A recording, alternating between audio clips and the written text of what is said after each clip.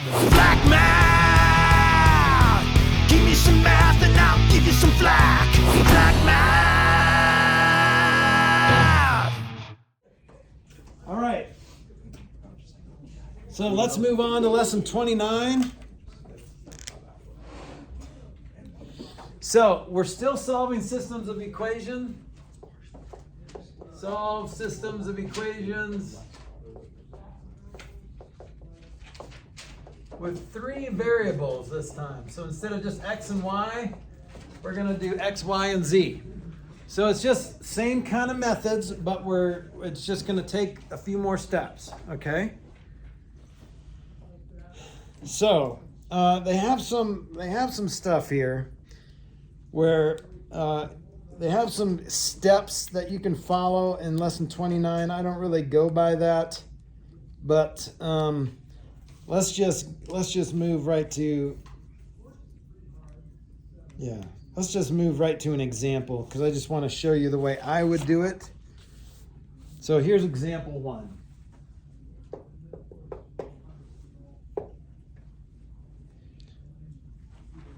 X plus y plus z equals 4. Okay. 9x plus 3y plus z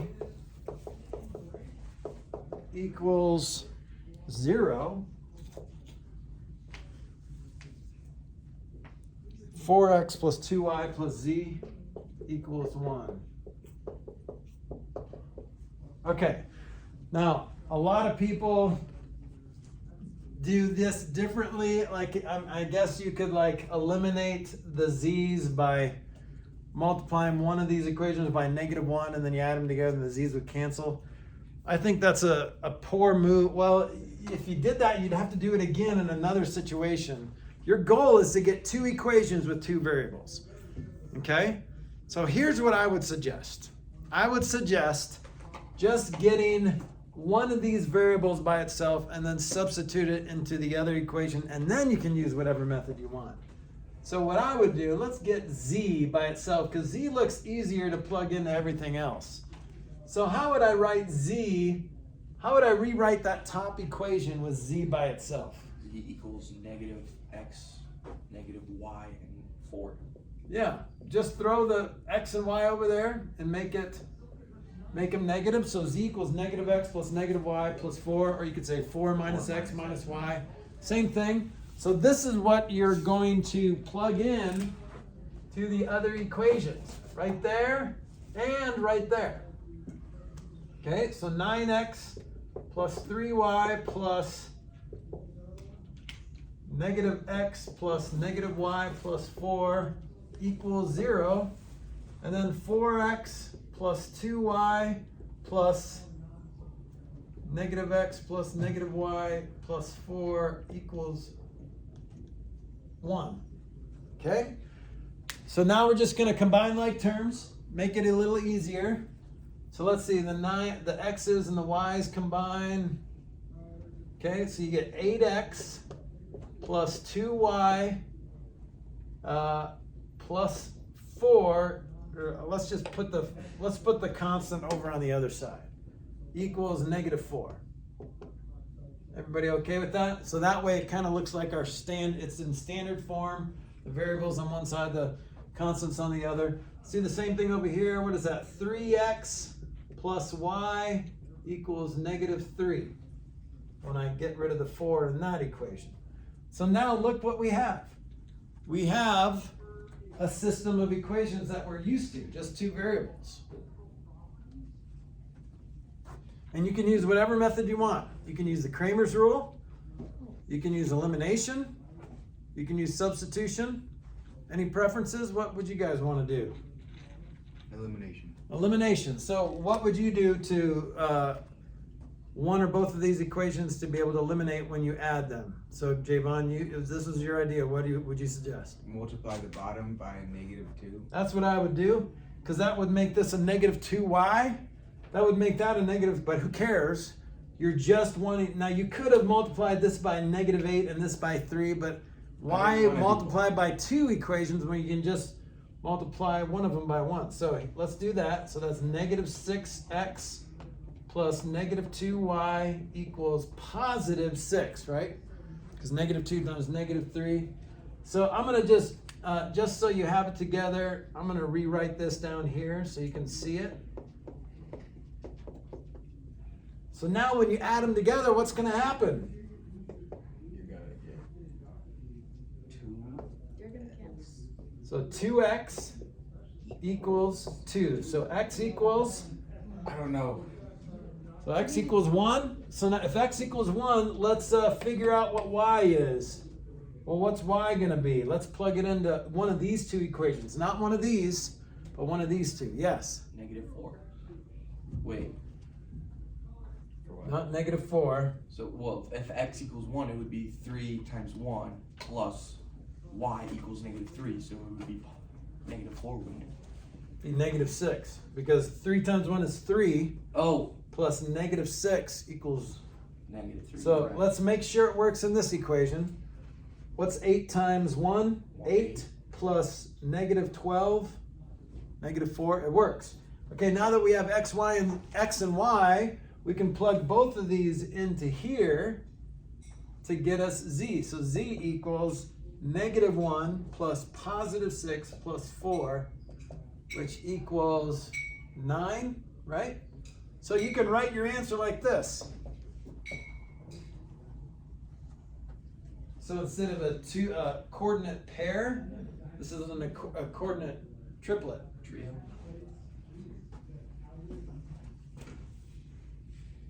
Okay, let's just make sure it works in the other equations. 9 times 1 is 9 plus negative 18, so negative 9 plus 9 equals 0. That works. 4 plus negative 12 is negative 8 plus 9 is 1. That works. Okay? So I would use substitution first. When you're doing these, use substitution first. If you could have used elimination, but then you see the goal is to get two equations with two variables. Your goal is this. This is your first goal. Like if you would have used elimination, that would have eliminated the z and you would have had one equation, but then you would have to do the same thing with a different unrelated elimination. So just use substitution. I think that's the easiest. Find a variable that's easy to get by itself. Any of those, you've got 9 choices. Okay? Most likely there's at least one of those 9 that's easy to get that variable by itself. Because it's probably already by it. It doesn't have a coefficient at least. So just throw everything over on the other side. Okay? And once you do that, plug it into the 2 remaining equations. And then simplify that. And then now you have 2 equations with 2 variables. Okay? All right. And there are probably 20 to 30 different ways to do this, or more. There's actually a way to do this with a 3x3 matrix, but we're not going to do that. Okay? All right, so what happens if you end up, instead of 2x equals 2, if you end up with 2 equals 2? There's no solution. Oh, well, if you get 2 equals 2, that means there's infinite solutions. So two of them have like the same line at least, right? But if you have like 3 equals 2, then that's no solution. Okay? That's not true. Right, because that's not true. Okay? So,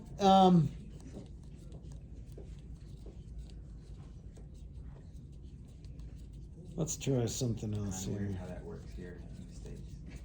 I didn't know if we were used to it yet. Okay. I've lived here for like 8 years. Okay, So that's half of my life. so when you end up with a true equation, like 2 equals 2, then that is infinite solutions. If you get something like 0 equals 2, then that's no solution. Okay? And remember, there's only 3 types of solutions. There's where you get one solution, infinite solutions, or no solution. Okay? So your gut's going to tell you, okay, when I get 2 equals 2, does that seem like an infinite solution situation or a no solution? Because you know it's not one solution because you just lost all your variables. All your variables canceled. So when if you use elimination, it would have maybe this could have been like a negative 8x or a positive 6x, and then would have canceled everything. Then that's a different scenario. Okay? I think that's enough with 3 variable systems of equations. You guys feel okay about this? So start with substitution. Start with substitution. Get one of those variables by itself, plug it in, and get to this place, this sweet spot there. It takes too long. It does take a while. It does take a while. And then the worst is when you get to the end and it's like this. And you're like, I could have just guessed and said infinite solutions or something. All right, so we're going to move on to 30, if that's okay. Okay. Okay, this is when we get to shift that mother function. Yay. Okay, and we get to flip that mother function. We get to stretch that mother function. We get to compress the mother function. But we're talking about parabolas. Parabola? No, don't say that. The ups and downs in life? So we're going to apply transformations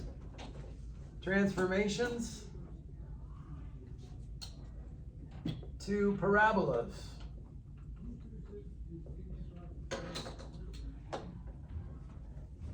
And then we're also going to determine the min or max, minimum or maximum. What does a parabola look like? It looks like a smiley face. Yeah, it looks like this. So if it's like this, you would have the vertex is either a minimum vertex or a maximum vertex. I mean, it's a vertex. But if you have a situation like this, this vertex is a max. There's no point higher than that. So the vertex is always either the lowest point or the highest point in terms of y. Okay, so this either has the lowest y value or the highest y value. And then the rest is either going up to positive infinity or going down to negative infinity. Okay, yep. I was gonna ask, what if you just have a line? Where's the vertex? Is it minimum? Well, there's no vertex in a linear equation. So like a line like that. Yeah. So there's no vertex there. It's just a linear equation. You Oh, only have okay. a vertex on a parabola or like an angle or. Because a parabola goes back the same direction. Yeah. Like a boomerang a little bit. I mean, not really. How would you Yeah, multiply a linear equation to get a parabola? Or no. Well, you just need another x. So Okay. if it was like, yeah. Or you could square. I don't know. Okay. It's kind of a weird question because How would you get a parabola in that kind of equation? in this kind of equation Or like, in life, like what? I'm confused. I don't know, I'm speaking. I just Well- want to know like, what is the equation to get a parabola? How do you get Okay. Yeah. How do I? Good get that? question. We're going to talk about that today. Okay. Yes, I understand that. But So the most general equation of a parabola is y equals x squared. Okay, and what this looks like is this. Because okay. if you did and this is where watching the video would be good. We should watch Brendan's video. That's right, because we did talk about minimums. This is the same one. I was looking at this and like. So this is 0 goes exactly to the same. 0, right? Because when you square 0, you Yeah, get no, 0. I understand now. 1 goes to 1, negative 1 goes to 1, 2 goes to 4, negative 2 goes to 4, 3 goes to 9, negative 3 goes to 9. So that's Yeah, why they're okay. kind of mirrored on both sides. That. Thank you. I remember now. You went over this. So what Very happens slightly. if I just did this? If I did y equals x squared plus 2. It would just be shifted over to, wouldn't it? Well, good guess, but that's what your y is going to be, whatever this is plus 2. So So it's gonna be 0 down would give or you up? 0 squared plus 2, so it'd be 2 on the y-axis. 1 would give you 1 squared plus 2, which would be 3, so would negative 1. Is it just a So it's normal gonna be line? shifted up. 2, it'd be shifted up Oh. 2 Now we're shifting units. the mother function. Now we're going to shift it up. Shift up that mother function. Okay, so that's that purple equation looks like that. Okay, Okay. so if it's y equals x squared minus 2, it would shift down. Okay, so the constant, just like it is on like a linear equation, that constant is where it is on the y-axis, the y-axis intercept. If there's nothing else going on here, then this would be the y-axis intercept, okay? Now, let's see if we can figure out what this is gonna do. Let's do a y equals x squared, or x minus 3 parentheses squared. Let's see what this does. So what would you get for 0? 0. No, negative. No. Okay, and then square it. 9. Negative 9. Okay. You get 9. Oh wait. Positive. Okay, that's right. What else? Do you know what else would give you 9? Plus 3. Well, plus, yeah, end up with 3 here. So what x would end up with 3 in the parenthesis? Oh, 6, Oh. right? So 6 would give you 9. yeah. So let's try 1. If x is 1, what would y be? 4. 4. Yep, because 1 minus 3 is negative 2, and you square it, you get 4. What else would give you 4?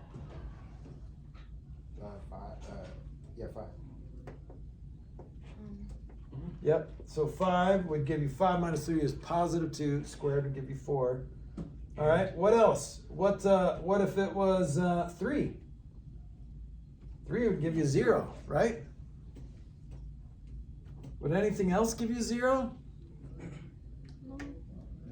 No.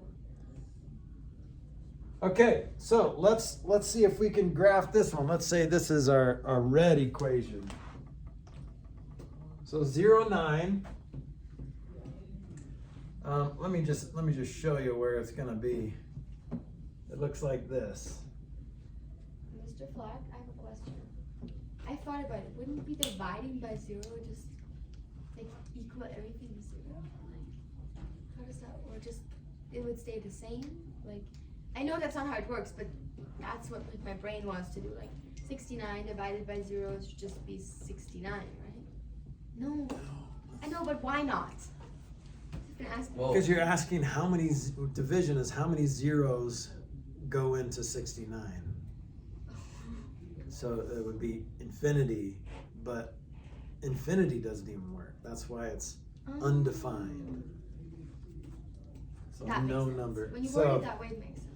So do you see what I did? So this is also a shifted mother function. But this is a horizontal shift. The vertical shifts are nice because you just do what it says. But it seems like you're doing the opposite of what it says when you do this, because it ended up over at 3 over here. 1, 2, 3. It ended up over there. So instead of shifting what you would think is to the left 3, because that's you, when I think of minus 3, I think of left 3. But you're shifting to the right 3, because it kind of makes sense, because you want to know where y is going to be 0, right? So if you're subtracting 3 from that original x, that 3 has to start over here so it can end up at 0, okay? So the horizontal shifts are opposite of what they look like, and they happen inside the parentheses. They happen before you square it, or before the function of because the main function here is squaring. That's what the function is doing, but it does something, it subtracts 3 before it squares. Okay? So if it happens before the function of the machine, then that is a horizontal shift. If it happens after the function of the machine, see how we squared x and then we added 3, added 2, then that is a vertical shift. Okay? So you can identify this like this. So if it happens in the parentheses, basically in a parabola, if it happens in the parentheses, then it's a horizontal shift, but it's opposite of what it says. If it happens outside the parentheses, then it's a vertical shift, and it's exactly what it says. Okay, so vertical shifts are easy because you do what they say. +2 means go up 2. Horizontal shifts are just as easy, but you have to remember to do the opposite of what they say. Instead of -3, you're going to add 3. Okay? So, just like if this is the slope-intercept form, mx plus b, this tells you how to graph it. The slope and then the y-intercept, right? Well, this is the formula for a parabola. X minus, or what are they? I think it's h or k. Let's make sure we have the right one here.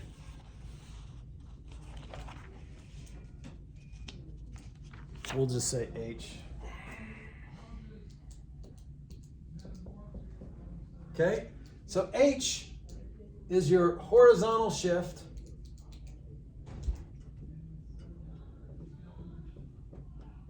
And your k is your vertical shift.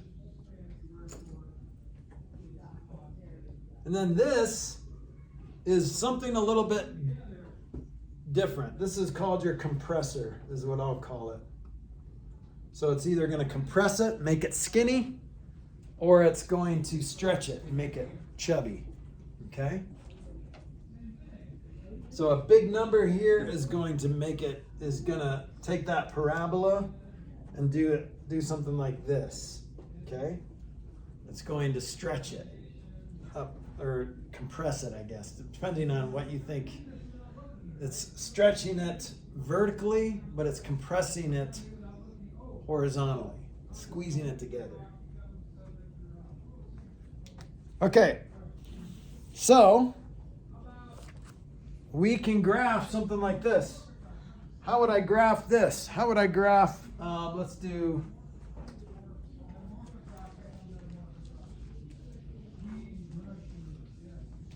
how would I graph this? Let's do a green one. Y equals x plus 3 squared plus 1. How would I graph this? There's two shifts in this one.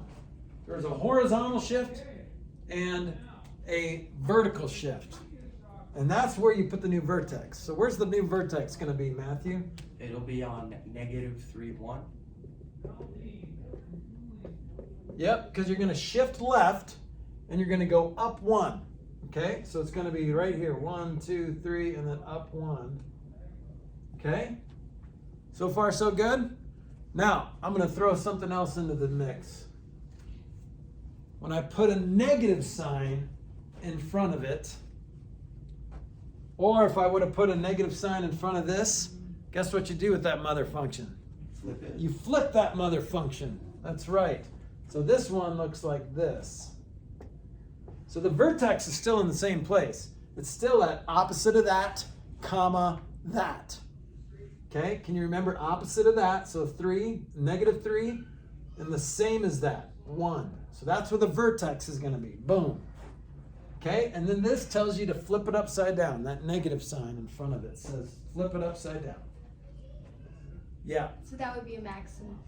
Yep, this would be a max. The vertex is a max vertex. And then all the other ones, these are minimum vertices, I guess.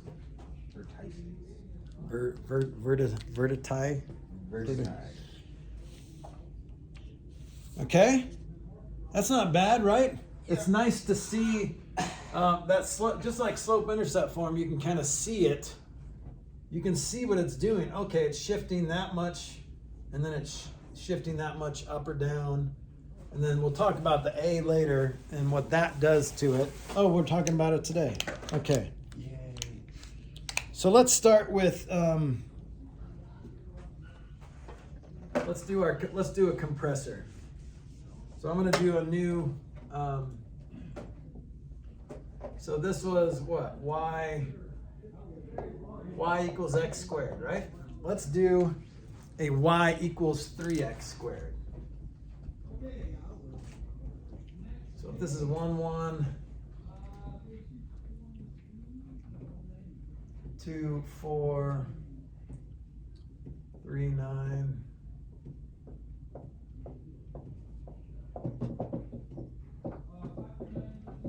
Let's do an xy graph for y equals 3x squared. Okay, when x is 0, what's y? 0. Still 0. Yeah, well, Okay, when x is 1, what's y? 9. Wait. 3. Yeah. Which is 1 squared times 3 is 3. So that means when x is negative 1, you'll still have negative 1 squared, which is 1 times 3 is 3. So 2 will give you what? 4 times 3 is 12. So negative 2 will give you 12. 3 will give you 27. So negative 3 will give you 27. So let's graph that. 0, 0, 1, 3, negative 1, 3, and then 2, 12, all the way up here. Negative 2, 12. So this is what this graph looks like. So that number, if that number A is greater than 1, then it's going to basically make it taller. Okay? It's going to make it taller. Because remember, you're multiplying whatever x value, whatever you ended up with times a number above 1. So that means that y value is going to be way bigger. Okay? Let's try something else. Let's try y equals 1/2 x squared. Okay? Let's try y equals 1/2 x squared. Let's do our x, y values. So 0 still gives you 0, right? And let's just, for the fun of, let's just keep it like that. And then let's pick a 1. So 1 is going to give you 0.5, right? Uh-huh. And negative 1 is going to give you 0.5. 2 is going to give you 2. Negative 2 is going to give you 2, right? Because half of 4 is 2. Half of 4 is 2. Wait. 3 is going to give you 4.5. Negative 3 is going to give you 4.5. 4 is going to give you 8. And so negative 4 is going to give you 8. So we can graph all of this. 0, 0. 1, and then 0.5. Negative 1.5. 2 goes to 2, negative 2 goes to 2, 3 goes to 4.5, negative 3 goes to 4.5, 4 goes to 8, negative 4 goes to 8. So this is what this graph looks like. Chubbalicious. Okay? So that's what a fraction does. That's what a fraction compressor does. So when you multiply, So it only goes up a fraction of the height. big.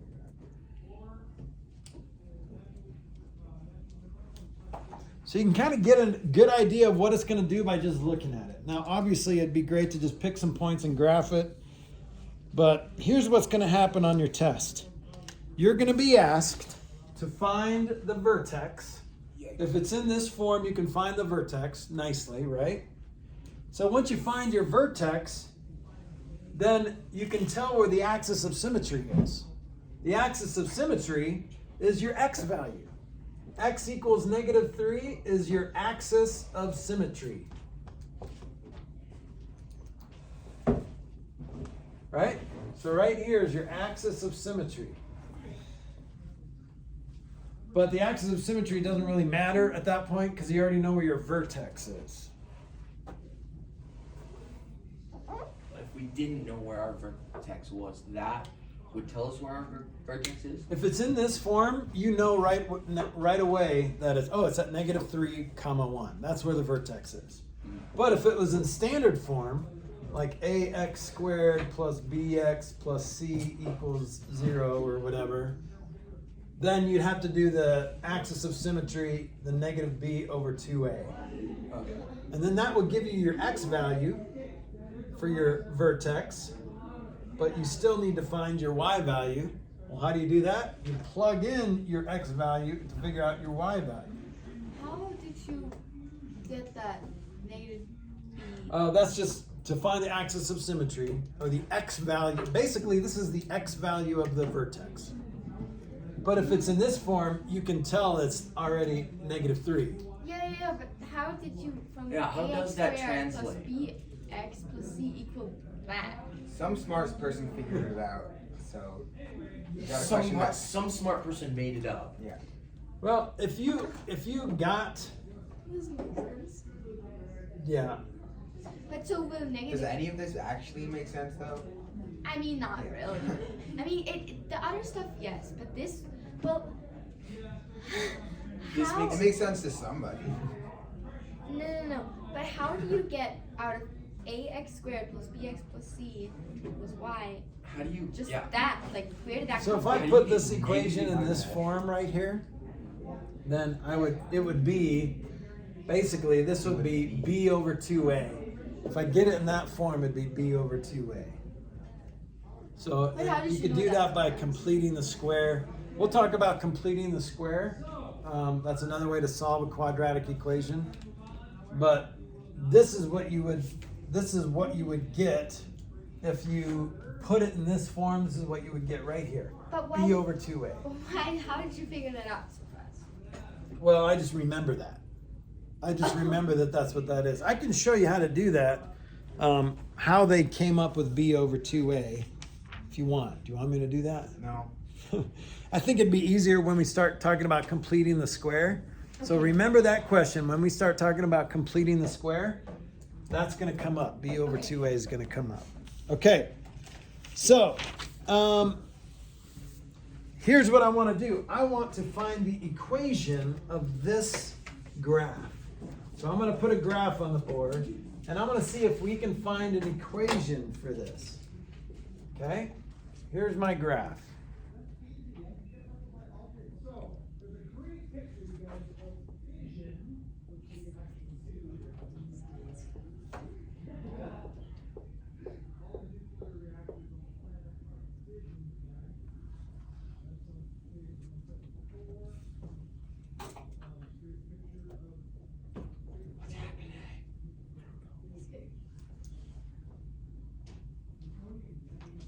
Okay.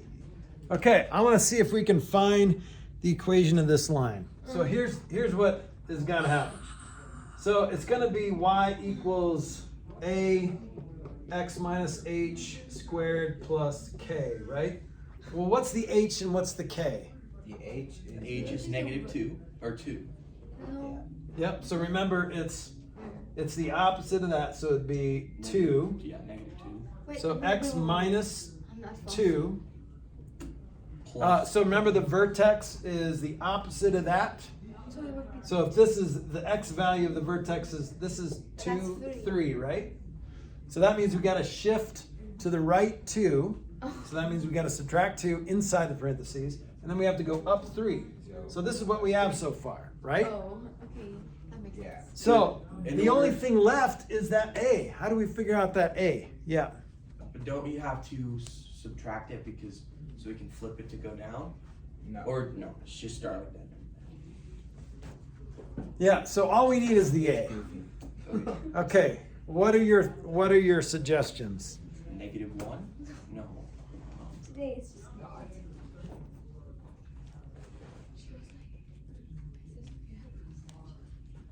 So there's a couple different things you could do here. Watch this. You could find another point. Here's a point here. Do you see this point? And here's another point. This is 4, 1. And this is 1, 1. You could plug this in for x and y. One of these points in for x and y. Let's plug this in for x and y. Let's plug it in for x and, where's y?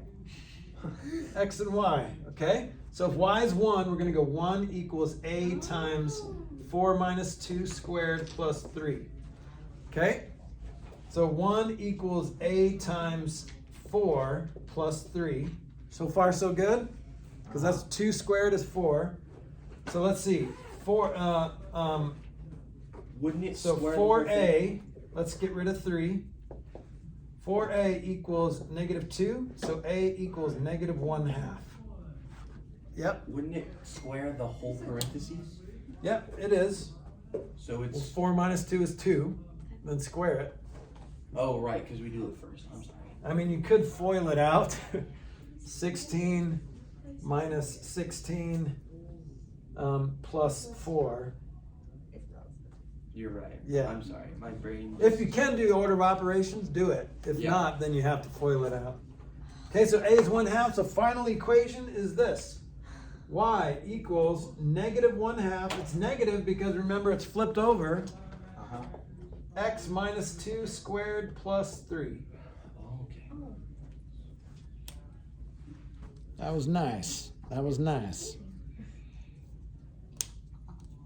Okay, for you financial math people, Yeah. the value of a stock in dollars over the past X weeks can be approximated by the function f of x equals negative, let's do this, f of x equals negative 1.85 x minus 34 parentheses squared plus 220.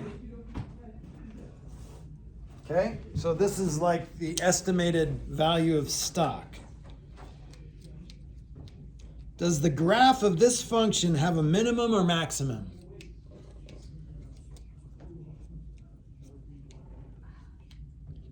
Does it have a minimum, maximum, right? Because it's flipped over, right? Uh-huh. This negative means that it's flipped over. Okay, so the sweet spot, maybe to sell, this stock is going to be at whatever this means, 34, 220.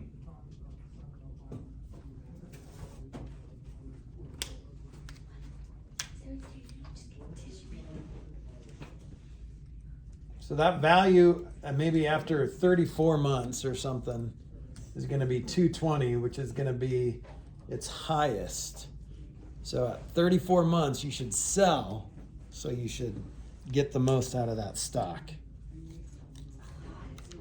Okay? All right. We'll be talking a lot about parabolas in the future, so do your homework, do it seriously so you learn this, practice this. And if it's like this, it's so nice because you can just find the vertex, and if there's no A, then just draw a parabola. Give me your best parabola. You don't even have to be exact. Just give me your best parabola because I'm looking for your vertex, and I'm looking whether it's upside down or right side up. Okay? Okay. That's it. Good? Yep. All right.